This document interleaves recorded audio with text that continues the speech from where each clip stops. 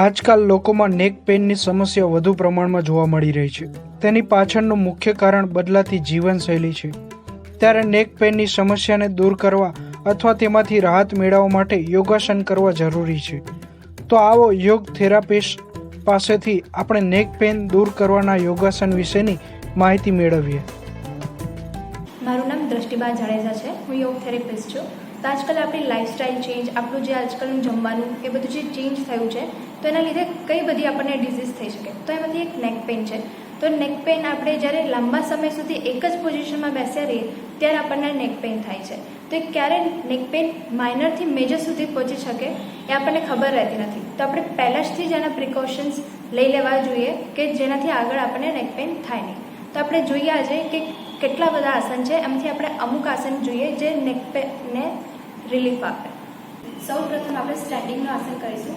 સૌથી પહેલાં આપણે બંને પગ વચ્ચે થોડી ગેપ કરી લઈશું. નાઉ ઇન્હેલ કરીને આપણે સાઈડમાંથી બંને હાથને ઉપર લાવશું, નમસ્કાર મુદ્રા. એન્ડ ધેન ઓપોઝિટ શોલ્ડર્સ આપણે કેચ કરી લઈશું એન્ડ બોડીને ઉપરની તરફ ખેંચીશું. આવી રીતે અગેન નમસ્કાર મુદ્રા કરીશું. અગેન ઓપોઝિટ શોલ્ડર્સ કેચ કરીશું ઇન્હેલ કરતાં કરતાં એન્ડ ઉપરની તરફ બોડી ખેંચીશું. આવી રીતે 3 થી 4 વાર ફ્રીક્વન્સી કર્યા બાદ લાસ્ટમાં 10 to 15 સેકન્ડ હોલ્ડ કરીશું. દેન અગેન નમસ્કાર મુદ્રા કરીશું. દેન બંને હાથ સાઈડમાં ધીરે ધીરે લાવશું એન્ડ રિલેક્સ થશું. આના દ્વારા આપણે નેકની જે સ્ટીફનેસ છે એ દૂર થાય છે અને રિલીફ મળે છે.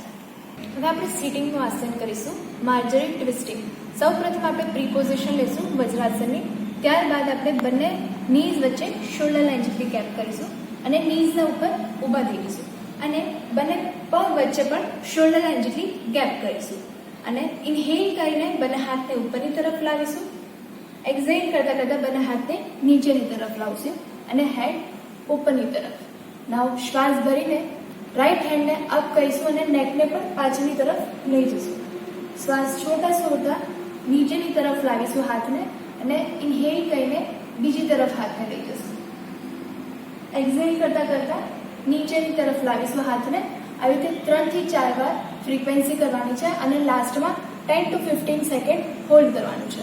ત્યારબાદ આમાં આપણે કર્યા પછી બ્લડનો ફ્લો ઇન્ક્રીઝ થાય છે અને મસલ્સ અને બોનની સ્ટીફનેસ પણ દૂર થાય છે. નાવ શ્વાસ ભરતા બંને હાથને ફરીથી ઉપર લાવીશું. શ્વાસ છોડતા આપણે નીચે બેસી જશું અને અગેન પ્રી પોઝિશનમાં આવી જઈશું અને રિલેક્સ થશું. આંખો બંધ કરીને 3 થી 4 વાર ઊંડા શ્વાસ ભરીશું. ઊંડા શ્વાસ બહાર કાઢીશું.